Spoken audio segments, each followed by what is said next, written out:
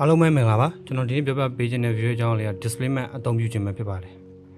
အဲကျွန်တော်တို့ displacement အသုံးပြုဖို့ကျွန်တော် vray data တွေမှာ material လေးတစ်ခုလောက် create လုပ်လိုက်ပါအောင်မယ်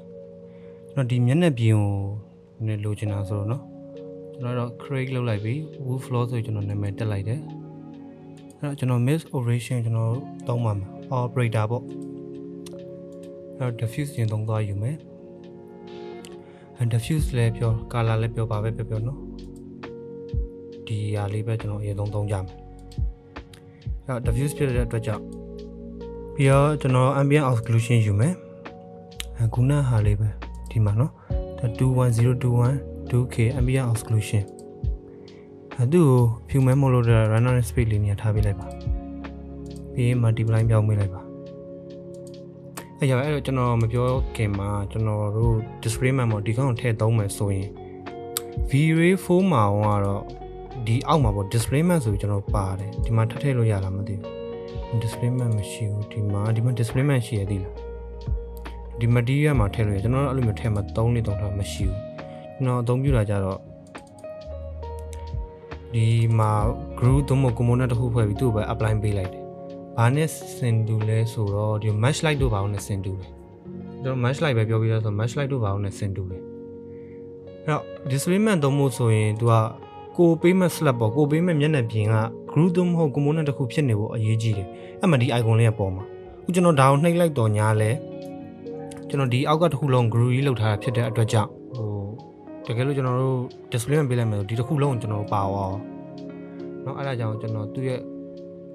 group တွေကိုအရင်ဆုံးဝင်မယ်ဝင်ပြီး double click ပဲပေးလိုက်မယ်ကျွန်တော်ဒါလေးပဲ select ဖြစ်သွားအောင်เนาะအောက်ကဟာ select မပါဘူးအဲ့နေရာလေးပဲ select ဖြစ်သွားအောင်ကျွန်တော်ပေးလိုက်မယ်ပြီး right click ထောက်ပြီးတော့ကျွန်တော် group ဖွဲ့လိုက်မယ်เนาะအဲ့လိုမျိုးမှသူ့ icon လေးပေါ်သွားမှာအဲ့တော့ကျွန်တော် edit displacement ကိုတန်းနှိပ်လိုက်မယ်เนาะအဲ့တော့ဒီလိုအနီချောင်းလေးတွေပေါ်သွားတယ်ဒီအောက်မှာ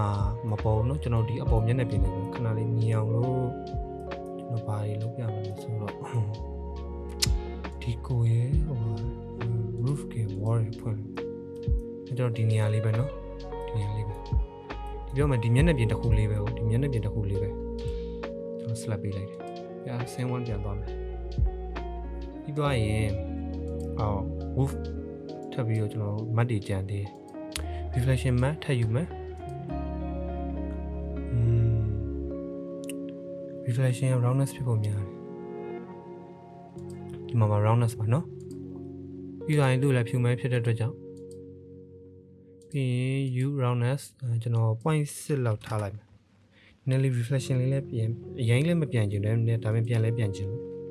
ပြီးရင် band ပါထည့်ပေးပါ displacement သုံးလို့ညလည်း band ပါထည့်ပေးပါဒီကောင်လေးပဲသုံးလိုက်မယ်နော်ဒီ dx မသုံးလို့ကျ gl ပဲသုံးလိုက်မယ်ဒီတော့တက်တဲ့ပုံစံလေးကိုကွဲသွားတာပါကျန်တာဘာမှမဟုတ်ပါဘူးဒါတစ်မျိုးပုံစံတက်တယ်ဒီကောင်ကျတစ်မျိုးတက်တယ်အစာကြီးပြီပဲเนาะပြီးရင် normal ပြောင်းမယ်အစာကြီးဖြစ်တဲ့အတွက်ကြောင့်1အရင်တက်တယ်သူမှာ3လောက်ပဲထားလိုက်များတယ်ထင်တယ်2ပဲထားမှာကျွန်တော်ပြီးရင်ဒီထဲဝင်မယ်ကျွန်တော် apply to selection ပေးလိုက်မယ်ပြီးရင်ဘာလုပ်မလဲဆိုရင် material ထဲမှာ scale ပြောင်းလိုက်မယ်1 meter ပေါ့1 meter တေးတယ်ကျွန်တော်ထင်တယ်ဒီလာမုန်းနဲ့အကွက်လေးစိတ်နော်ကျွန်တော်အကွက်လေးစိတ်သိမ့်မကြိုက်လို့ပြီးရင်တော့တွေ့လာဒီလိုကြီးမြင်းနေဒီ direction ဒီလိုကြီးဖြစ်နေကျွန်တော်ဒီမြင်းနေဒီလိုပြောင်းကျင်တယ်ဟုတ်ဒီမှာတက်ချပဲဒီ group ရဲ့ဝင်တက်ချကိုဒီမျက်နှာပြင် slap ပေး right click ထောက်ပြီးတက်ချမှာ position ဆိုတာရှိတယ်ဒီမှာ gwin လေးနော် gwin လေးကိုဖိပြီးလှည့်လိုက်ကျွန်တော်ဒီ point လေးတွေ့လားအဲ့ point လေးတိုင်းလှည့်နော်အဲ့ point လေးတိုင်းမလှည့်ဆိုတော့ဒီလိုတော့စကေးကျဲပါဒီလိုလှည့်မှာနော်စကေးမကျဲဘူးသူပုံစံတိုင်းနဲ့ direction ပြောင်းသွားမှာပြီးအနာခေါက်လိုက်ရပြီပြီး projection ထပ်သွားမနေဘူးနော်နှိပ်လိုက်ဒီပုံစံကကျွန်တော်ဒီ direction ပဲပြန်ဒီ direction တိုင်းပဲဖြစ်သွားအောင်ဟိုကဒီ direction တိုင်းသွားနေရဆိုအဲ့တော့ rendering နည်းနည်း preview ကြည့်ကြအောင်ကျွန်တော် rendering preview မှာနော်ကူတာရွေးတယ်ကျွန်တော် progressive interactive ဖွင့်တယ်ပြီး denoiser ဖွင့်တယ် nvidia သုံးတယ်ပြီး resolution ရမ်းများနေတဲ့အတွက်800ပဲထားလိုက်မယ်ဒီ runner စမ်းချကြည့်အောင် ကျွန်တော် displacement ပဲလောက်ရသေးတယ်နော် displacement ဒီဘာမှပေါ်လဲဆိုကျွန်တော်ဒီထဲမှာပေါ် displacement ဆိုပေါ်တွေ့လားရတယ်ဘာမှမဖြစ်ဘူး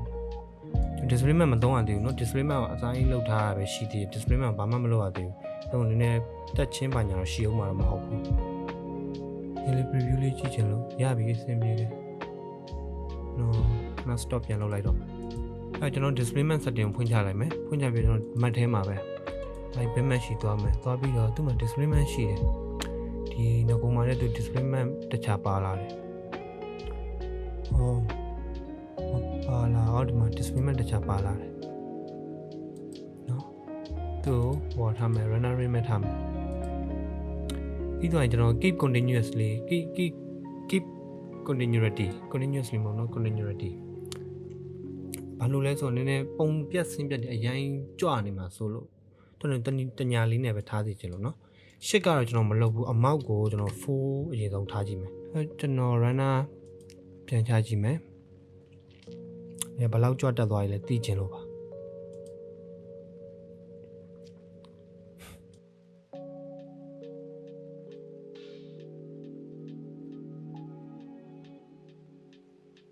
ကျွန်တော်ဒီမှာ displacement တိတ်မတက်ဘူးเนาะ stock အရင်ဆုံးလုပ်လိုက်မယ်နည်းနည်းလေးတက်အောင် value တော်တော်တင်လိုက်မယ် value တင်ပြီး runner ထည့်ကြကြည့်အောင်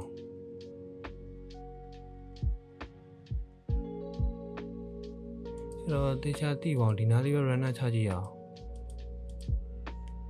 တော့ပထမက value ဟို2နဲ့ပဲအရင်ဆုံးချကြည့်မယ်ပြီးမှနောက်တစ်မျိုးပြောင်းမယ်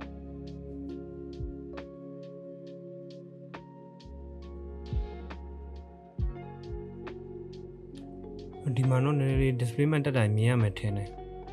ပြီးတော့ save လိုက်အောင်မယ်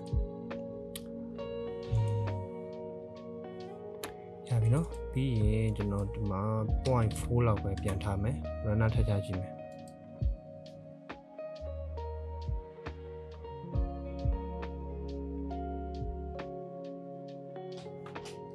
ဒီမှာ 0. amount 4နဲ့ပြီးသွားပြီနော်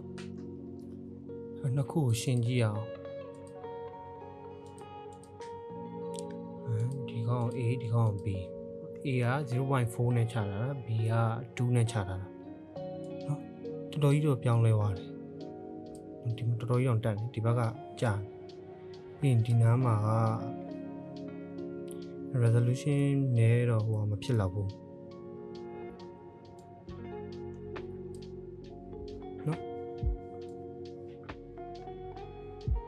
လူလေးပဲအဆင်ပြေပါတယ်။ clip ပြန်ဖြုတ်လိုက်မယ်။ဒီmaterial ကကျွန်တော်တိတ်မသိတာဘူးကျွန်တော်နောက် video တစ်ခုကြာမှသိတာတဲ့ material တစ်ခုနဲ့လုပ်ပြပါမယ်။ဒါကြီးလည်းနောက် video တစ်ခုမှပြန်ရှင်းပြပါမယ်။ဒီနေ့ကတော့နည်းနည်း displacement ရဲ့ visit လေးပါ။ကျွန်တော်တို့နောက် video တစ်ခုမှပြန်လည်ဆုံတွေ့ကြပါမယ်